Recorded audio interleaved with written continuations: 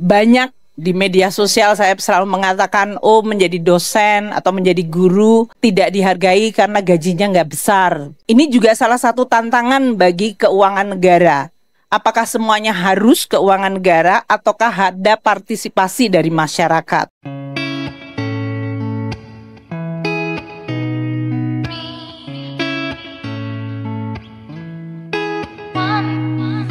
Namun Indonesia adalah negara besar. Kalau kita bicara pendidikan, kita bisa bicara dari mulai madrasah, pendidikan sekolah negeri, swasta, atau kita bicara tentang guru dari mulai guru honorer sampai dengan profesor atau orang-orang pinter yang ada di ruangan seperti ini, peneliti dan perguruan tinggi yang juga begitu sangat diverse. Saya ingat sih beberapa bulan yang lalu ada demo guru tidak dapat tukin, dosen tidak dapat tukin. Tapi saya yakin bukan dosen yang duduk di sini. Karena yang demo itu ternyata dosen tuh ada beberapa jenis dosen. Tapi kita tahu bahwa intelektualitas dan kepandaian maupun kemampuan untuk meraih prestasi itu bukan masalah azas sama rata sama rasa. Begitu jadi dosen, kemudian punya hak privilege untuk mendapatkan tunjangan. Dosen juga harus diukur kinerjanya. Dan inilah yang mungkin menjadi salah satu ujian bagi Indonesia. Ini merupakan suatu desain insentif yang menurut saya teman-teman dari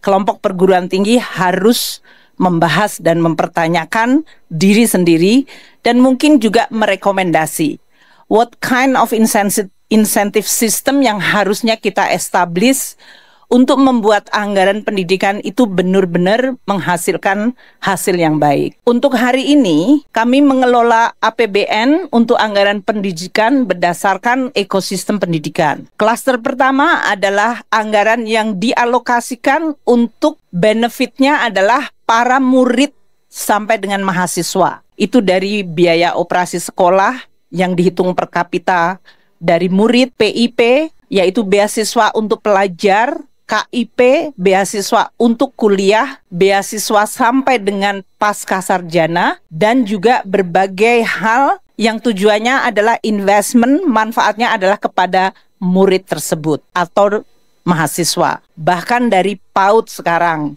sebelum usia 5 tahun. Ini menjadi penting di dalam investment human capital. Klaster kedua adalah untuk guru dan dosen. Dan itu belanjanya dari mulai gaji sampai dengan tunjangan kinerja tadi. Banyak di media sosial saya selalu mengatakan, oh menjadi dosen atau menjadi guru tidak dihargai karena gajinya nggak besar. Ini juga salah satu tantangan bagi keuangan negara. Apakah semuanya harus keuangan negara ataukah ada partisipasi dari masyarakat? Assalamualaikum warahmatullahi wabarakatuh, Bapak Ibu dosen, kembali lagi dengan saya. Seperti di awal-awal video yang saya tampilkan tadi, itu adalah sedikit potongan dari apa yang disampaikan oleh Menteri Keuangan kita, Bu Sri Mulyani, terkait dengan gaji guru dan dosen yang kecil. Apakah harus uang negara juga yang menanggungnya, gitu ya. Nah, jadi Bapak Ibu bisa memberikan respon apapun terkait dengan video tersebut, ya. Tetapi sebelum saya menampilkan video potongan lainnya, ya, saya mau memberikan informasi kepada Bapak Ibu dosen bahwa bagi Bapak Ibu dosen yang ingin mendownload prompting untuk menulis jurnal internasional, jurnal nasional, ataupun kegiatan tridharma yang lain termasuk dalam penulisan buku referensi, buku ajar yang lebih cepat, ataupun mahasiswa yang ingin mendapatkan prompting untuk menulis skripsi dan lain sebagainya, Bapak Ibu bisa mendownloadnya melalui link yang sudah saya sediakan pada deskripsi dari video saya. Nah, jadi secara singkat Bapak Ibu, ini adalah yang akan saya tampilkan lagi, itu adalah potongan video dari penyampaian Menteri Keuangan kita Sri Mulyani seperti berikut ini.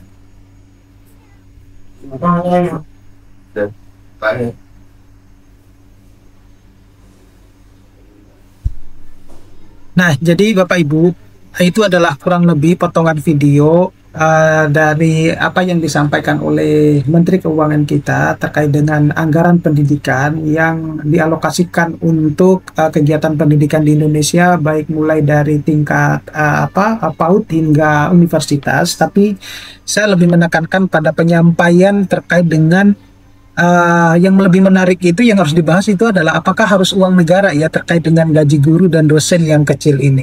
Nah, beliau di awal-awal itu menyampaikan bahwa negara kita ini kan negara besar ya, dengan berbagai macam permasalahan. Tetapi kita juga ketahui bahwa dengan negara besar, kita juga merupakan salah satu negara dengan sumber penghasilan atau sumber daya alam yang cukup besar.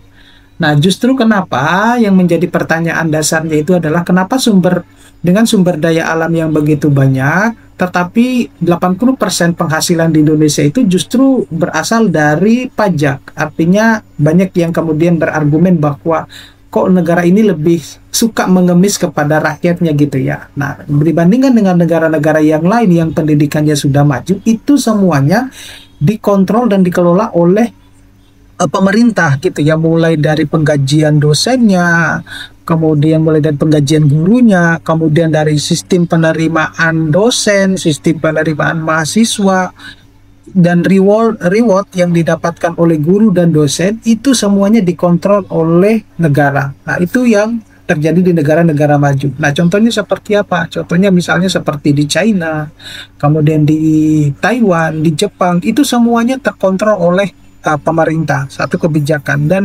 enaknya kalau di negara-negara maju yang pendidikannya maju itu tidak ada sistem dosen PNS maupun non PNS ya, semuanya adalah dosen nasional, sehingga mereka dengan tugas dan beban administrasi yang sama itu mendapatkan juga bayaran yang sama. Nah, di negara yang lain itu adalah semakin tinggi pendidikanmu itu semakin tinggi bayaran. Nah, itu berbeda dengan di Indonesia. Nah, justru bahkan sampai ada yang lulusan S3 itu ya juga tidak mendapatkan pekerjaan seperti itu.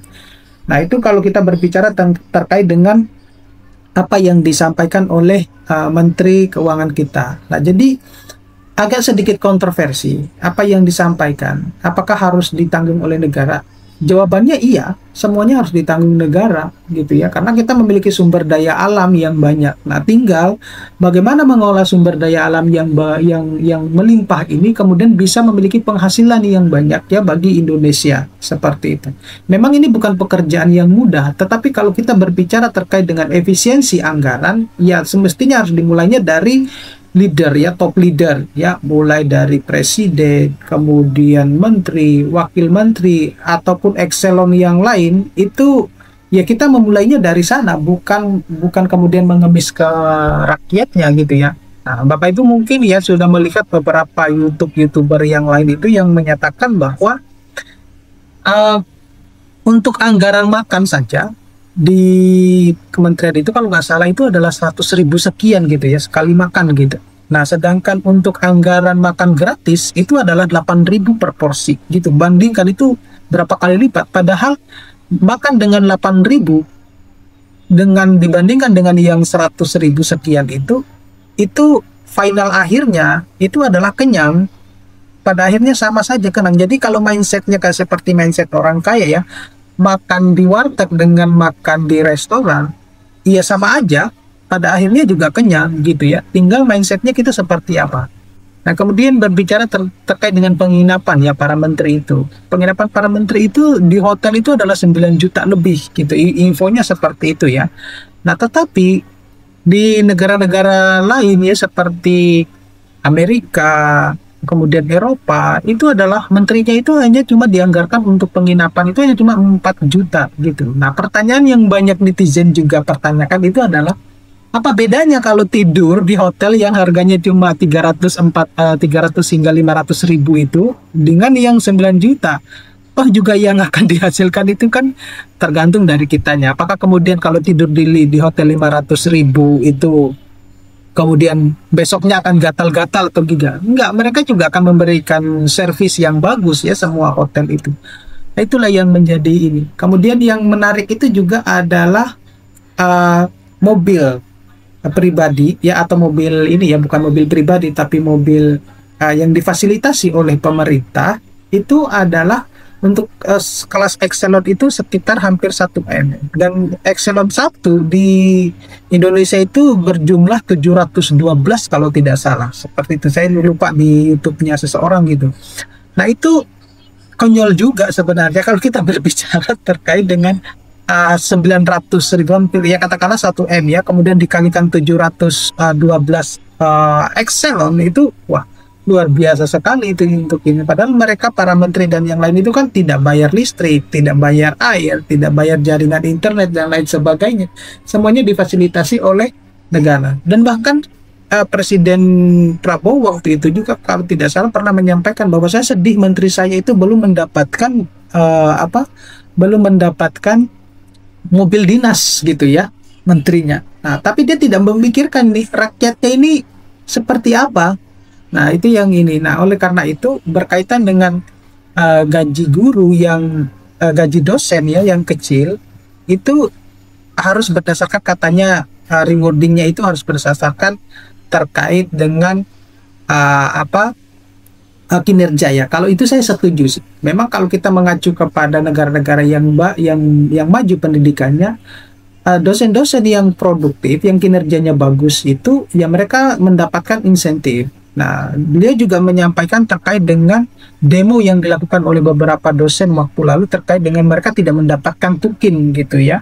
Nah, pertanyaan sederhananya adalah siapa yang membuat aturan itu kemudian PNS harus mendapatkan tukin? Nah, itu kan yang harus, maka mereka dosen-dosen ya ketika demo dan tidak mendapatkan apa yang semestinya mereka dapatkan, ya semestinya mereka harus dapatkan. Karena itu adalah tertulis di dalam undang-undang. Pertanyaan sederhananya adalah siapa yang membuat aturan tersebut gitu. Nah, jadi agak sedikit saya tidak tahu dengan bagaimana deh dengan sistem pendidikan kita di Indonesia ini. Nah, itu yang ya, Bapak Ibu silakan untuk berargumen, berkomentar terkait dengan hal tersebut, karena saya kira Bapak Ibu dengan intelek yang kuat ya bisa memilah mana yang baik, mana yang tidak gitu ya. Nah, tapi ini bukan untuk sekedar